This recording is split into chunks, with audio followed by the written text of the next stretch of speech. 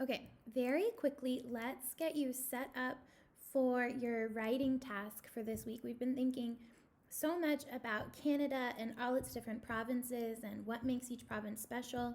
And you've been planning your writing about what makes Canada's provinces different from one another. And that's a lot of thinking work. You should be really proud of yourself because it's not easy. And if it's been tough, I get it. But today we're just going to turn your quick outline into your final draft paragraph. You've done this 100 times. So you've done all the thinking work. Now you're just going to transfer it into a complete paragraph. So let's look at what you've got. So you started with your quick outline. You've thought about your topic sentence to introduce your paragraph to answer that prompt. And then you've got your 3 details, ways that parts of Canada are different from one another. And then you're going to have your concluding sentence. I want to remind you about these super helpful sentence stems because some people have talked to me and said, Miss Wheat, this is really, really tough. And if you're feeling that way, come back to these sentence stems. So we've got in there are but in there are right? So you can talk about what's in one province versus what's in another. So I could say in Quebec, there are lots of people who speak French, but in the rest of Canada, there are mostly people speaking English. Another example could be Prince Edward Island is important because they grow lots of potatoes, but Ontario is important because it's the home of the government. I'm just trying to show what makes each place special compared to the other places. The sentence stems are there to help you get started, and I encourage you to use them, but you can definitely expand on them, just like I did.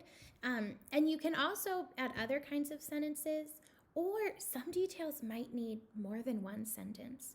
I could say Prince Edward Island is very famous for growing potatoes. Did you know Ontario is famous for being the home of the government? Okay, you are the writer. You get to make choices. This is how you want to explain your ideas, okay? There's a ton of ways that it could look. There's a ton of right answers. And what I really care about is that you try to take your ideas and get them down into a beautiful paragraph. Okay, so take those risks. Do what feels right to you. There's not one way to do it. Use the sentence stems to help you. Go back to your graphic organizer. Go back to the poem if you need to. And choose the information that you want to include in your 3 details. Okay? And then you're going to transfer your ideas to your final draft paper. And it says there at the top in bold, the prompt, how are Canada's provinces unique and different from one another? So you know how to write a topic sentence. You could start with a question. You could start with a fact. However, you could repeat the prompt, however you want to do it. You're going to include everything in your plan. You're going to make sure it's in complete sentences. And then the last thing you're going to do when you're all done, you're going to take a look at your student checklist, and you're just going to make sure that you've got all of these pieces, things like I answered the question, I used evidence, I told different information, I used capital letters, all of that kind of stuff. You're going to go through, and if there's anything you get to where you're like, oh shoot, I forgot that, you can just go back and add it, no big deal.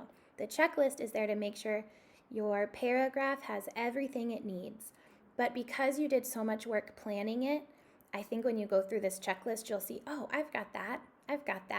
And I hope you feel very proud of yourself because this is a pretty tough writing topic.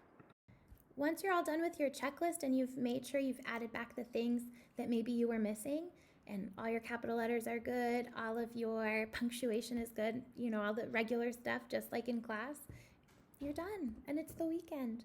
And you get 2 days to take a break from schoolwork and crazy YouTube videos from Miss Wheat and go have fun. Okay, love you a lot, miss you so much, and I'm really looking forward to reading your writing. You can text it to me, you can email it to me. Lots of you have been showing me your work in really cool ways, so I hope you keep doing that. Okay, bye guys.